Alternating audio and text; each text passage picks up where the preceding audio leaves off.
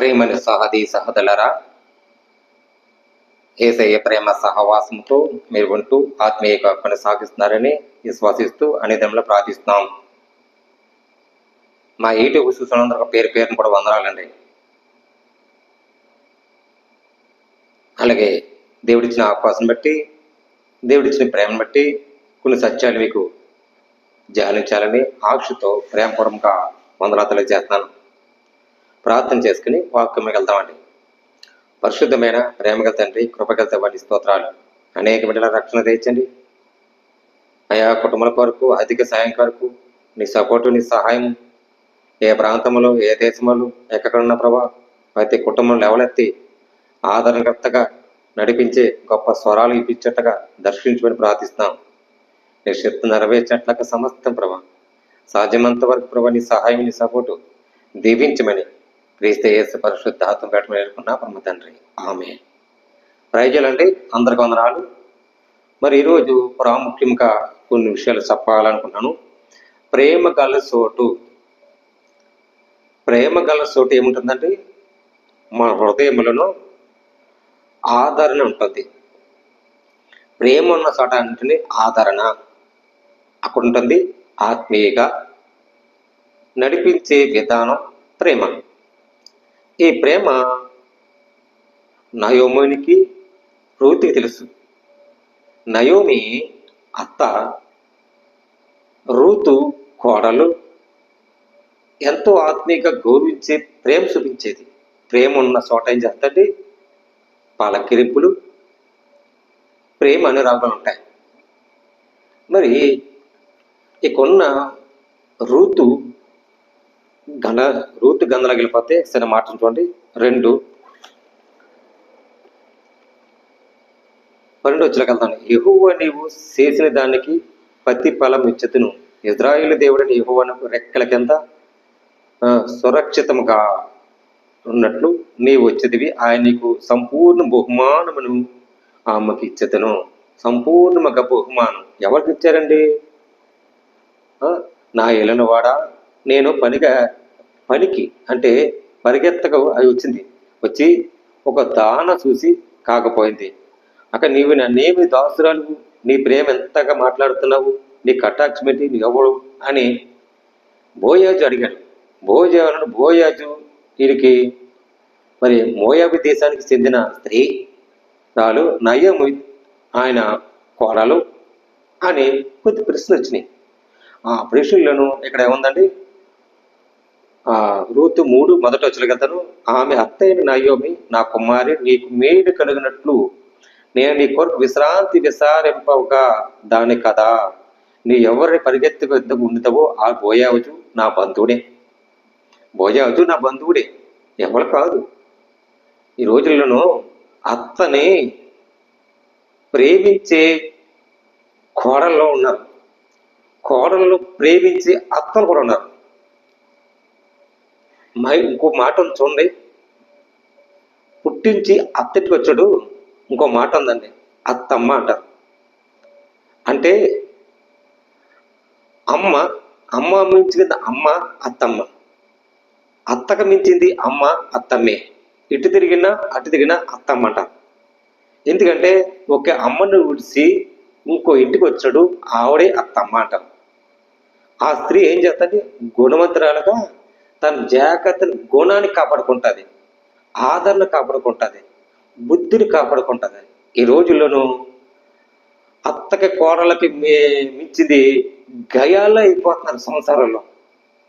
ఈరోజు ఇలాగే జరుగుతున్నాయి.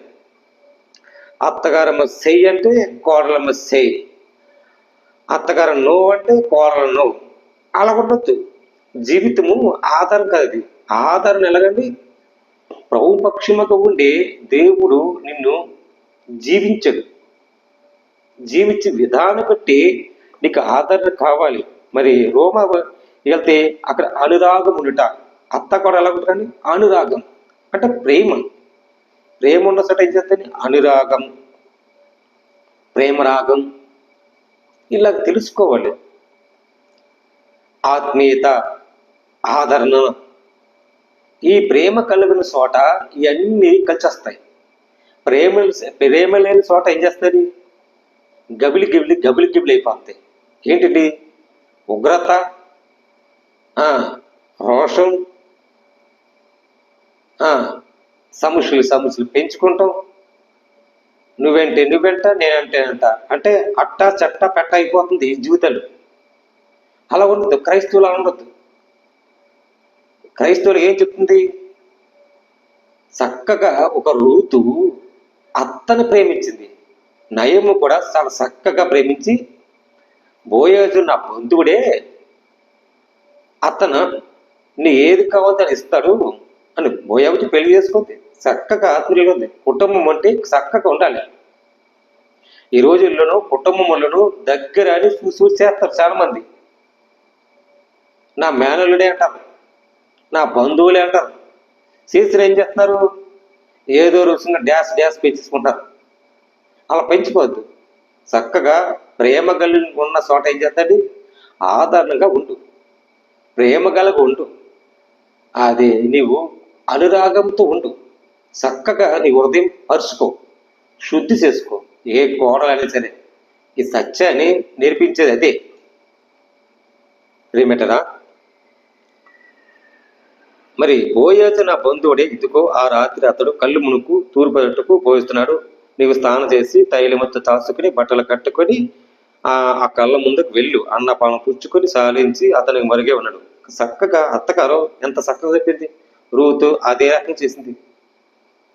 నా బంధువులే అంది బోయోజు. అలా చేసుకుంటే మరి చక్కగా ఆ దేవుడు కనపరచాడు. ఎలాగండి?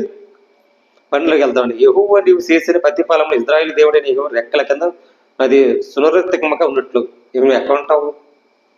మనం సునిరతంగా ఉండాలి. సురక్షితంగా ఉండి నడిపించే విధానము ఆదరణగా ఉండాలి. మన మాటే ఆదరణ, మన తీరే ఒక ఆదరణకర్తగా ఉండాలి. బిడ్డలారా, మరి ఆదరణగా మనం ప్రేమ కలిగి చోటున ఆదరణగా ఉండాలి. ఈ సత్యము మనకే నేర్పిస్తుంది. ఈ సత్యము ప్రతి ఒక్కరికి నేర్పించే విధానం బైబిల్ నేర్పిస్తుంది. సత్యం తెలుసుకోండి. ప్రతి కోడలో ప్రతి అత్త తెలుసుకొని కుటుంబంతో ఏ రకంగా నడుచుకోవాలో ఉండాలి. ప్రియమిత్రులారా, మరి అదే విషయంలో రోమపత్రిక వెళ్దామండి. 10:12-10.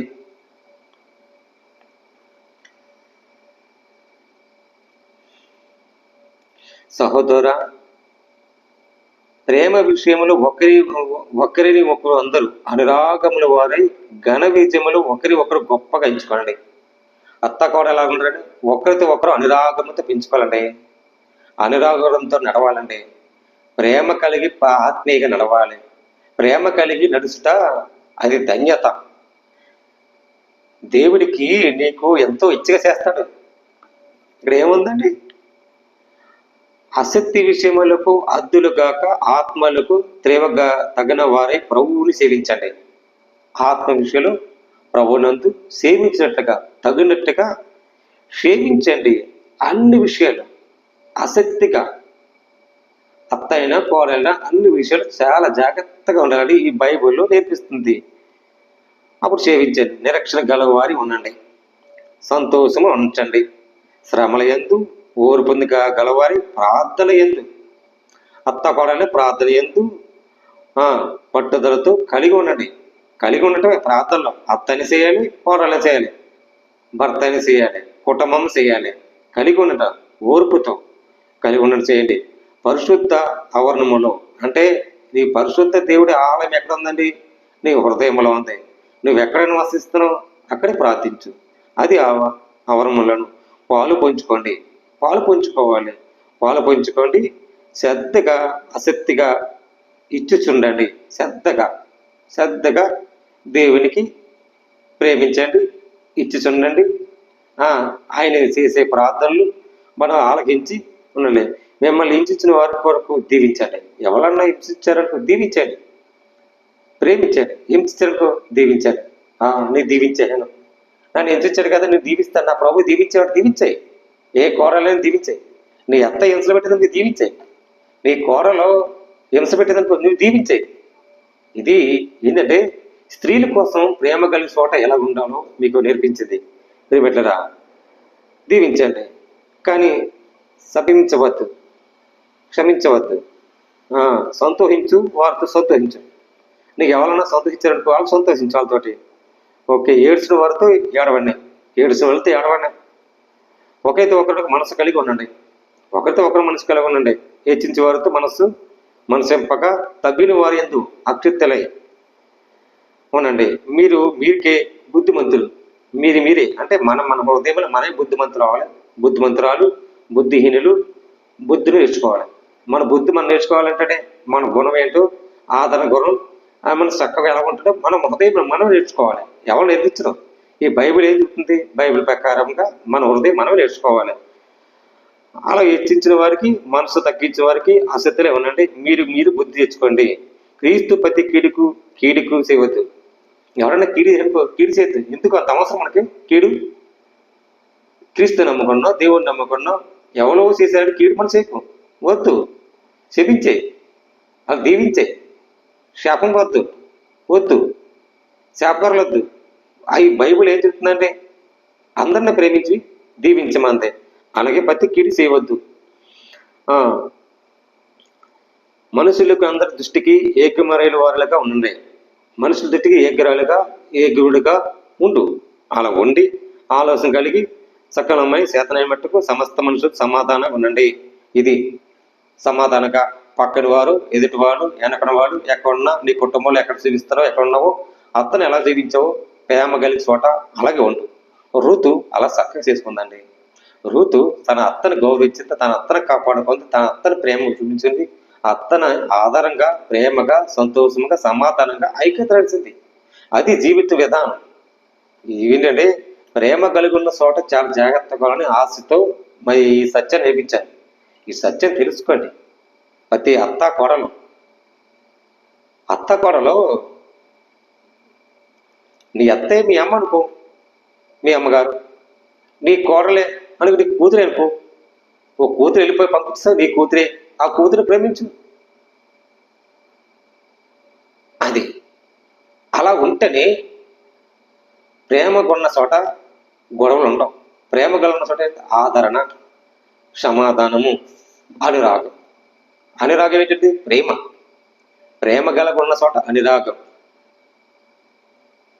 తిరిగిపెట్టరా, ఈ సత్యం తెలుసుకొని ప్రభు పేరట మీరు అందరూ తెలుసుకుంటారని ఈ సత్యాన్ని మీకే నేర్పించాను. ప్రభు పక్షంగా మాట్లాడుతున్నాడు. దేవుడి మాటలు దీవించి ఆశ్రయించను కాక. ఆమె ప్రార్థన చేత. పరిశుద్ధమైన ప్రేమగల తండ్రి, కృపగల దేవానికి స్తోత్రాలు. నాయన, ప్రేమగల చోట ప్రభా అత్తని కోడలు ఎలా ఉంటాను నాయన, ఈ బైబిల్ సారంగా నేర్పించాను. వందనాలు తండ్రి. ఆదరణగా, ప్రేమగల చోటగా, అనురాగం ఉండేట్లుగా ప్రతి కుటుంబంలో అత్త కోడలు ఎలా నేర్పించుకోవాలో, అత్త కోడలు ఎలా నడవాలో అయ్యా నేర్పించండి, సహాయం తెచ్చండి నాయన. నయమే అత్తలాగా, రూతు కోడలాగా ఒకరితో ఒక అనురాగంతో ఉండి ప్రతి కుటుంబంలో నాయన ఉన్నట్లుగా చక్కగా ప్రేమ చూపించి, భాగ్యాన్ని కృప చూపించి నేర్పించమని మా సత్యాల ప్రభా అనేక బిడ్డలకు రక్షించి కుటుంబాల్లో శాంతిని, సమాధానం, ఆరోగ్య విషయాలు, కుటుంబాల విషయాలు, ప్రతి భర్త, ప్రతి భార్య, ప్రతి తల్లిదండ్రులు, ఉద్దాతములు ఉన్న ప్రభావ ప్రతి ఒక్కరు నడిపించే విధానం బట్టి చక్కగా ఉండి ఆయా సహాయం అందించమని క్రీస్తు యేసు పరిశుద్ధాత్మ పెట్టుకుని పెట్టుకున్నా బ్రహ్మ తండ్రి. ఆమె. రైతులండి, అందరికి వందనాలు. దేవుడి మీ కుటుంబాన్ని దీవించి ఆశ్రయించను కాక. ఆమె.